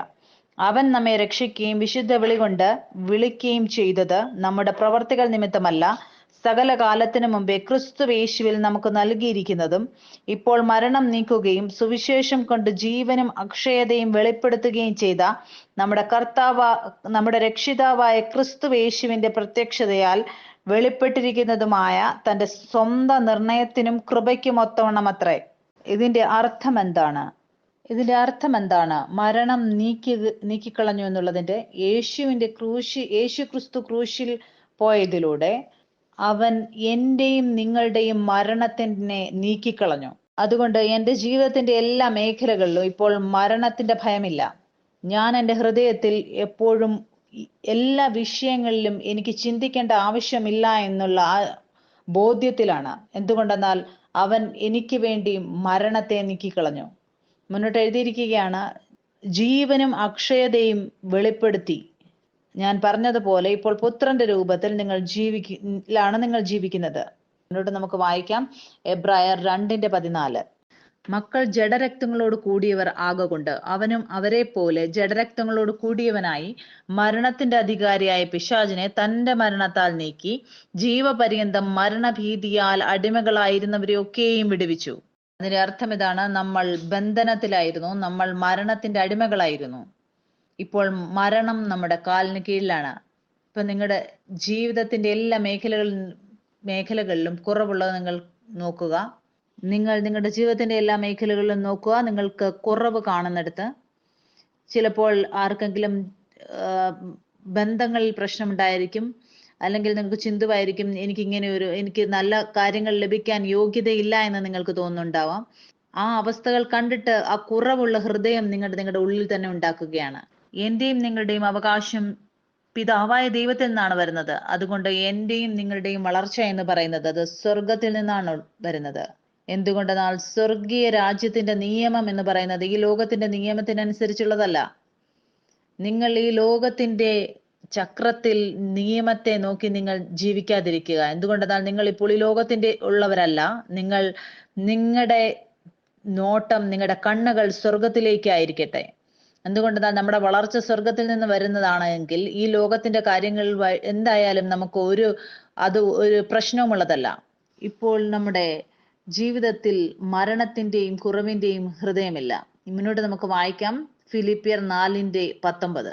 എന്റെ ദൈവമോ നിങ്ങളുടെ ബുദ്ധിമുട്ടൊക്കെയും മഹത്വത്തോടെ തന്റെ ധനത്തിനൊത്തവണ്ണം. ആരുടെ ധനത്തിനൊത്തവണ്ണം? ദൈവത്തിന്റെ ധനത്തിനൊത്തവണ്ണം ക്രിസ്തുവേശുവിൽ പൂർണ്ണമായി തീർത്തു തരും. നമ്മുടെ ദൈവവും പിതാവുമായവന് എന്നേക്കും മഹത്വം. ആമേൻ. നിങ്ങളുടെ ധനം എവിടെ നിന്നാണ് വരുന്നത്? ആരിൽ നിന്നാണ് വരുന്നത്? അത് നമ്മുടെ പിതാവിൽ നിന്നാണ് വരുന്നത്. അത് ഈ ലോകത്തിൽ നിന്നല്ല വരുന്നത്. അതുകൊണ്ട് നിങ്ങൾ ചിന്തിച്ചു നോക്കുക, അവൻ എങ്ങനെയാണ് ആ വളർച്ചയെ, ആ മരുഭൂമിയിൽ, ആ കാട്ടിൽ അവൻ എങ്ങനെയാണ് ആ വളർച്ച അവിടെ ഉണ്ടാക്കിയത്. അതുകൊണ്ട് യേശുവിന്റെ ശിഷ്യന്മാരും അവർക്ക് മനസ്സിലാക്കാൻ സാധിച്ചു, നമ്മുടെ അനുഗ്രഹം, നമ്മുടെ അവകാശം എന്ന് പറയുന്നത് ഈ ലോകത്തിൽ നിന്നല്ല വരുന്നത്, യേശുവിൽ നിന്നാണ് വരുന്നത്. യേശുവിന്റെ സ്വഭാവത്തിൽ നമുക്ക് കാണാൻ സാധിക്കും, അവൻ ഒന്നിന്റെ കുറവുകളെയും അവൻ ചിന്തിക്കാറില്ലായിരുന്നു. അവൻ മരണത്തെയും സ്വീകരിക്കാറില്ലായിരുന്നു. നീതിമാന്റെ വഴിയിൽ മരണം ഉണ്ടാവുകയില്ല. അതുകൊണ്ട് യേശു എവിടെയൊക്കെ പോയോ അവിടെയെല്ലാം അത് മരണമായിരുന്നെങ്കിൽ പോലും അത് പുനരുത്ഥാനത്തിലും ജീവനിലേക്കും അത് മാറുന്നതായി കാണപ്പെട്ടു. ധനം എന്ന് പറയുന്നത് ഈ ലോകത്തിൽ നിന്നല്ല വരുന്നത്, അത് പിതാവായ ദൈവത്തിന്റെ അനുഗ്രഹത്തിൽ നിന്നാണ്, ആ സ്വർഗത്തിൽ നിന്നാണ് നിങ്ങൾക്ക് ലഭിക്കുന്നത്. എന്തുകൊണ്ടെന്നാൽ എനിക്കും നിങ്ങൾക്കും അനേക അനുഗ്രഹങ്ങൾ പിതാവായ ദൈവത്തിലൂടെ വെച്ചിട്ടുണ്ട്. എനിക്ക് തോന്നുമായിരുന്നു എനിക്കൊരിക്കലും ഡ്രൈവർ ലഭിക്കുകയില്ല എന്ന്. എന്തുകൊണ്ടെന്നാൽ എൻ്റെ അടുത്തുണ്ടായിരുന്ന ഡ്രൈവർ 7 വർഷമായിട്ടുണ്ടായിരുന്നതാണ്. എനിക്ക് തോന്നുമായിരുന്നു ഇവൻ പോയി കഴിഞ്ഞാൽ എന്താവുമെന്ന്. ആ സമയത്ത് ഞാൻ അവനിൽ വളരെയധികം ആശ്രയിച്ചിരുന്നു. അവൻ പോയതിനു ശേഷം 10 ഡ്രൈവർമാർ പിന്നെയും ദൈവം എനിക്ക് വേണ്ടി തരാനിടയായി. ഞാൻ ചിന്തിക്കും, ഓരോ ഡ്രൈവർമാരും വന്നപ്പോൾ എനിക്ക് എന്തിന്റെ ആവശ്യമുണ്ടായിരുന്നു അതിനനുസരിച്ച് എനിക്ക് വേണ്ടി കർത്താവ് അത് തരുവാനിടയായി. ഞാൻ എല്ലാ കാര്യങ്ങളും ചിന്തിക്കുമ്പോൾ, ഞാൻ ഈ എല്ലാ കാര്യങ്ങളെയും ഓർക്കുമ്പോൾ ആ അറിവിലേക്ക് വരികയാണ് എൻ്റെ മുഴുവൻ ജീവനും പിതാവ് എങ്ങനെയാണ് അവന്റെ സൗന്ദര്യത്തിൽ കൊണ്ടുവന്നത് എന്ന്. അതുകൊണ്ട് എനിക്കിപ്പോൾ ചിന്തിക്കേണ്ട ആവശ്യമില്ല. എന്തുകൊണ്ടെന്നാൽ എനിക്ക് വേണ്ടി വെച്ചിരിക്കുന്നതെല്ലാം എനിക്ക് ലഭിക്കും. എനിക്ക് വേണ്ടി മാറ്റി വെച്ചിരിക്കുന്നതെല്ലാം മാറ്റുവാനിടയാകും. അതുകൊണ്ട് ബിലവഡ്, ഞാൻ നിങ്ങളെ ഉത്സാഹിപ്പിക്കുകയാണ്, നിങ്ങൾ ശരീരത്തിൽ പരസ്പരം കാണാതിരിക്കുക. എന്തുകൊണ്ടെന്നാൽ മറ്റുള്ളവർ അങ്ങനെയാണ് കാണുന്നത്. നിങ്ങൾ ഈ സഭയിൽ വരികയാണെങ്കിൽ വചനത്തിന് വേണ്ടി മാത്രം നിങ്ങൾ വരിക. ആ വചനം എന്ന് പറയുന്നത് നിങ്ങളുടെ ജീവിതത്തിൽ ഫലം ഉണ്ടാക്കുവാനിടയാകും. ദേഹം എന്ന് പറയുന്നത് മരിച്ചിരിക്കുന്നു. നിങ്ങൾ ഇപ്പോൾ ഒരു തികഞ്ഞ വ്യക്തിയെ നോക്കുകയാണെങ്കിൽ നിങ്ങൾക്ക് വെയിറ്റ് ചെയ്യേണ്ടി വരും യേശുവിന്റെ 2ാം വരവിലേക്ക്. അപ്പോൾ നമുക്ക് പാപരഹിതമായ ഒരു ശരീരം ലഭിക്കാനിടയായി തീരും. നിങ്ങൾ എപ്പോഴും വചനത്തിൽ മാത്രം അധിഷ്ഠിതമായിരിക്കുക. എന്തുകൊണ്ടെന്നാൽ വചനമാണ് നിങ്ങളുടെ ജീവിതത്തിൽ ഫലം കൊണ്ടുവരുന്നത്. ഞാൻ ഈ സത്യത്തിൽ ആയിരിക്കുമ്പോൾ ഞാൻ അനാഥനല്ല. എന്തുകൊണ്ടെന്നാൽ എനിക്ക് പിതാവായ ദൈവമുണ്ട്. സത്യത്തിന്റെ എല്ലാ കാര്യങ്ങളും, എനിക്ക് ആവശ്യമുള്ളതെല്ലാം എനിക്ക് ലഭിക്കും. മുട്ടുണ്ടാകുക എന്ന് പറയുന്നത് സാത്താനിൽ നിന്ന് വരുന്നതാണ്. ആ കുറവിനെ നമ്മൾ സ്വീകരിക്കുകയില്ല. മുന്നോട്ട് വരൂ, നമുക്ക് പ്രാർത്ഥിക്കാം. നമുക്ക് ലഭിച്ച ആത്മീയ വളർച്ച, അതിൻ്റെ ദശാംശം നമുക്ക് കർത്താവിന് അർപ്പിക്കാം. നിങ്ങൾ എന്നോടുകൂടെ ഏറ്റുപറയുക, പിതാവേ, ഞങ്ങൾ അങ്ങേക്ക് നന്ദി പറയുന്നു. ഞാൻ അങ്ങയുടെ രാജ്യത്തിൽ അങ്ങയുടെ മകനാണ്. വചനം കേട്ടതിലൂടെ ആത്മീയ വളർച്ച ഉണ്ടായതിൻ്റെ യേശുവേ, അത് ഞാൻ അങ്ങേക്ക് അർപ്പിക്കുന്നു. അതുകൊണ്ട് അങ്ങ് എൻ്റെ മഹാപുരോഹിതനാണ്. നിങ്ങൾ നന്ദി പറയാൻ തുടങ്ങുക.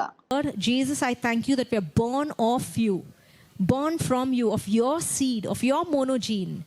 And I thank you for this truth that you say it's not in our nature to lack, because we are living of your abundance, your kingdom, your riches, not from this earth, but from your world.